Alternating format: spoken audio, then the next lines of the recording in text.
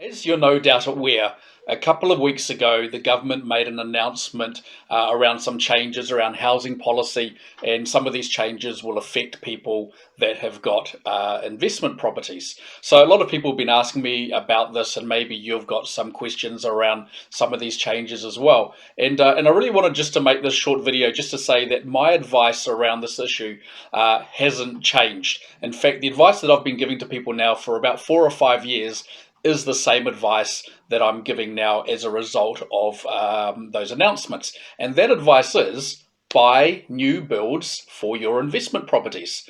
That hasn't changed. Now, that was a good idea 4 or 5 years ago. It's still a really good idea now because there are breaks and concessions for people that buy new builds as their investment properties. Now, it is going to be tougher if you're buying an existing house for an investment property, but if you take your eyes off the existing houses and focus on the new builds, then it is still a really, really good proposition and a great way for you to build wealth for your retirement. And also, you're doing something really, really great for New Zealand, which is helping to increase the housing stock in New Zealand. So you can sleep well at night knowing that you're doing something really, really awesome. So about 2 years ago, I made a video which was, I think, called 7 Ways or 7 Good Reasons to Buy New Builds as an Investment Property. And the advice that I was put in that video 2 years ago is pretty much largely the same as what I'd say now. So that video is after this video. You can stay tuned and watch that. I think it's only 3 or 4 minutes long, and go through some of the great reasons why you would want to consider a new build as an investment property. Enjoy.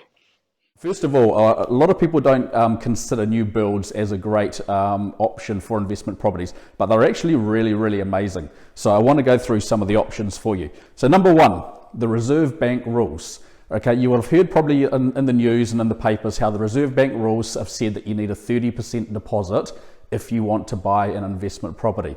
This is true, right? But for new builds, you only need a 20% deposit. So we're talking equity deposit here, right? So you've got an existing house and you're living in it and you wanted to go and buy another property. Now you can come up with 30% equity deposit if you want to buy an existing house, but for a new build like this one that I'm standing in, it's only 20%. Benefit of that is that it uses up a whole lot less of your equity and leaves you with more available equity to go and do it again with another new build if you want to do that. Okay, so your money goes, or your equity goes a lot further when you're considering a new build. Equity as a deposit, number two.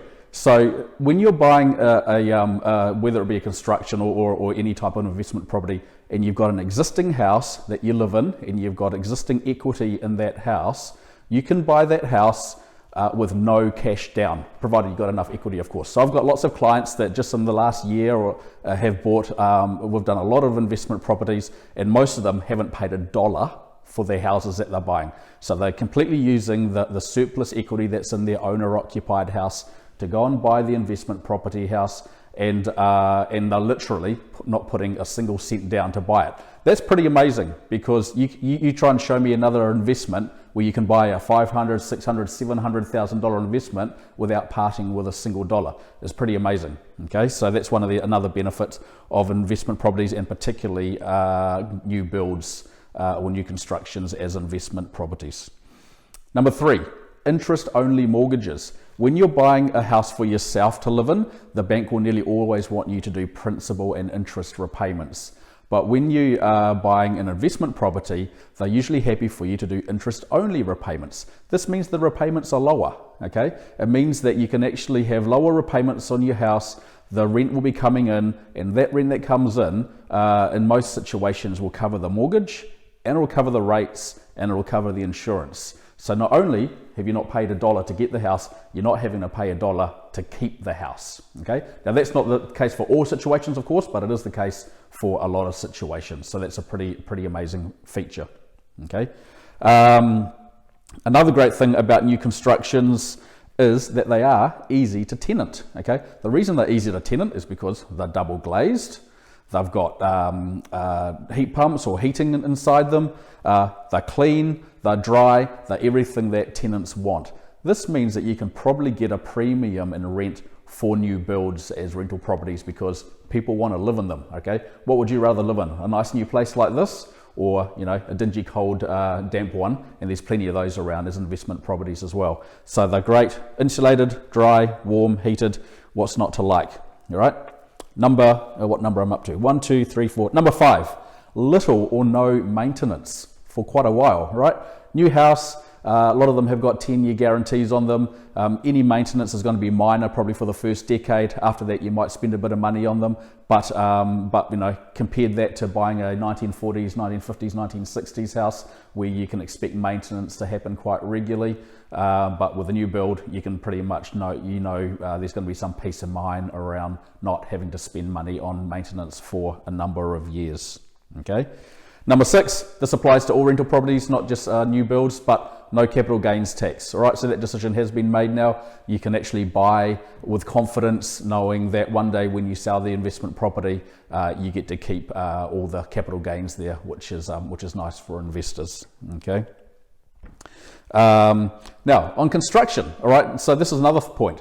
When you buy a construction off the plans, the price is set right there and there at the beginning. So you might say, you might do a deal where the price is $600,000 for argument's sake, and that's the price that's agreed upon at the time of signing the contract. Then they start building the house. That might be a 6-month, 9-month, 12-month period for them to build the house. You get to the end of that, you get the house valued. What I'm seeing, probably like 8 or 9 times out of 10, that house has gone up in value 20, 30, 40, sometimes $50,000. Okay.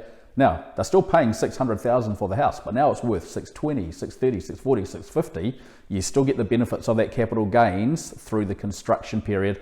So when you get there at the very end, you settle on the house, you pay your $600, and you've got something that's worth 20, 30, 40 grand more straight away. So that's a real bonus as well. You're ahead of the game straight away, and that gives you more equity to work with straight away if you want to go and buy another investment property.